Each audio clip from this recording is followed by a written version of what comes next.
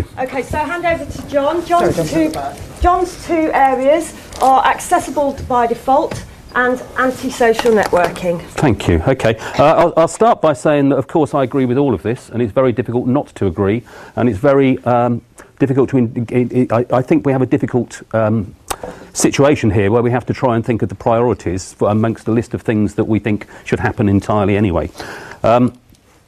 I, of course, agree entirely with what Sal was saying, but I think my first suggestion is one that will resolve some of Sal's issues there. And it's quite simply, can I just start by asking how many people are aware of accessibility options in operating systems? We all aware? Okay, so in every operating system, whether it's Windows, Linux or Mac, there are accessibility options. There are things like Narrator, which will speak back to you. There's the zooms, there's the high contrast and so on. At the moment, those things are buried deep in operating systems. You have to know they're there, so you have to have the bit of training and the awareness in order to find them, and then you have to have a certain level of skill in order to turn them on and know how to adjust them. One of the things that's happening in the world of technology is that what was once specialist is becoming generic. You may remember not so very long ago that a touch screen was a big thing that cost about 800 quid. And you attached it to a computer that cost between another 500 and 800 quid. So if a child needed a touch screen, then you were investing probably 4 figures in that child. Now, a touch screen is something that everybody more or less carries around with them. You think of the iPad, 500 quid, and you've got a portable touch screen that's available wherever you are. So assistive technology, what was once, and I think this supports Sal's point, what was once assistive technology is now generic technology. We've also, you probably come across the principle of inclusive design, the notion that when you're designing something, you design it for the widest possible audience in order to include as many people as possible. And one of the things that occurs, and I'll give you an example in a moment, but one of the things that occurs with inclusive design is that people who don't need that extra bit of thinking actually find the design more useful. One thing, for instance, that we could do is the defaults on Microsoft Word. Now, you know, when you open a new document, it's 12-point, Times New Roman, black on white.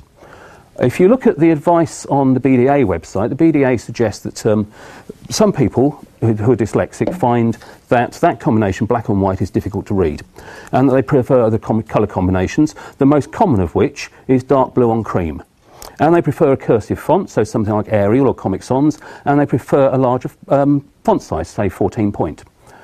So if the Microsoft Word default was dark blue on cream, 14-point Comic Sans, more people would find it easier to both create and read documents.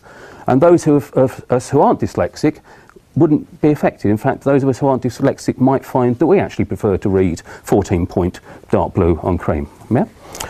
The other thing, another example is the voiceover on the iPhone. I don't know whether you're aware, but the iPhone is the most popular phone amongst blind people in the USA.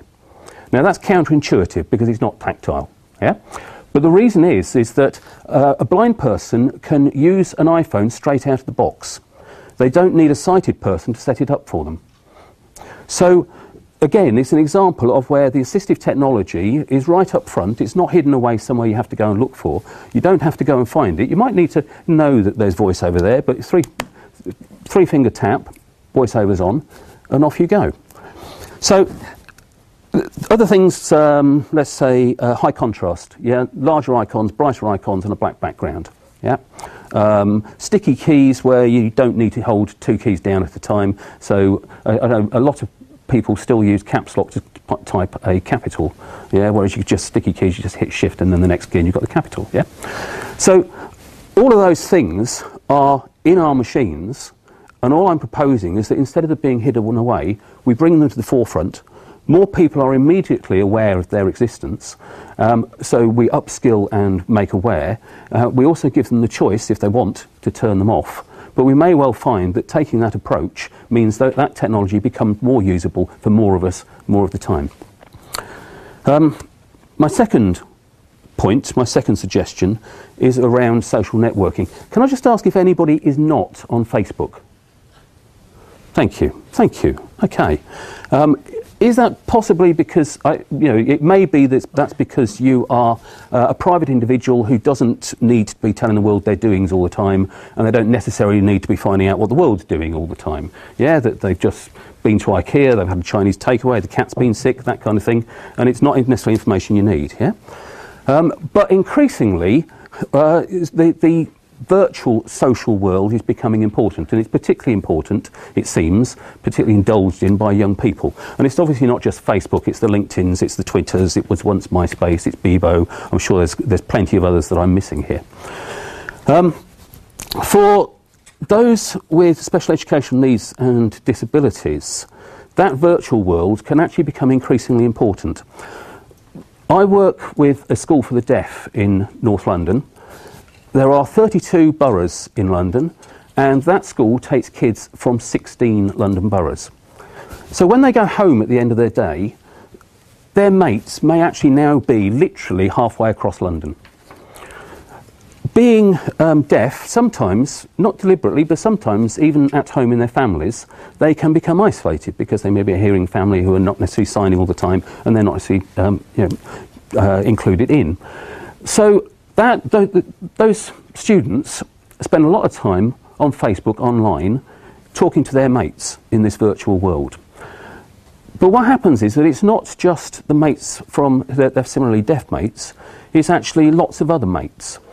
And what this virtual world has done is actually to remove that barrier to communication. So in the virtual world, nobody knows whether they're deaf or not. They're not necessarily talking to somebody because they're deaf, they're talking to somebody because they're connected to them. Yeah? But they don't necessarily have a problem with Facebook. There are other people with special needs and disabilities for whom Facebook it still presents barriers for them to connect in the same way.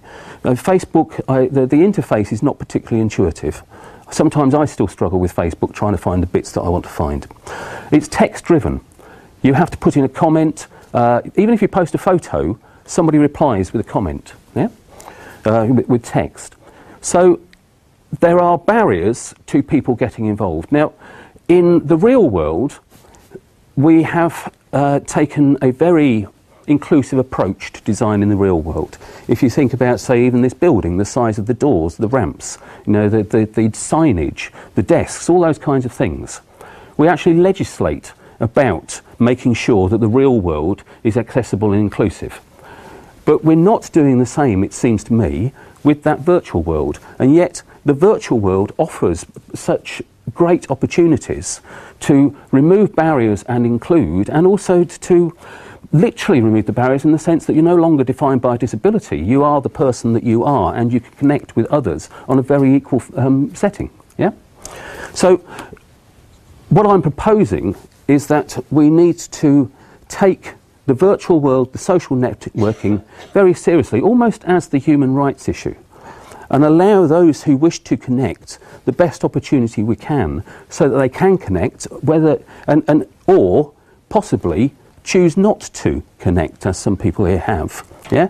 But that they should have the right to do that. Thank you. They should have the right to do that rather than be automatically excluded and effectively included out. Thank you.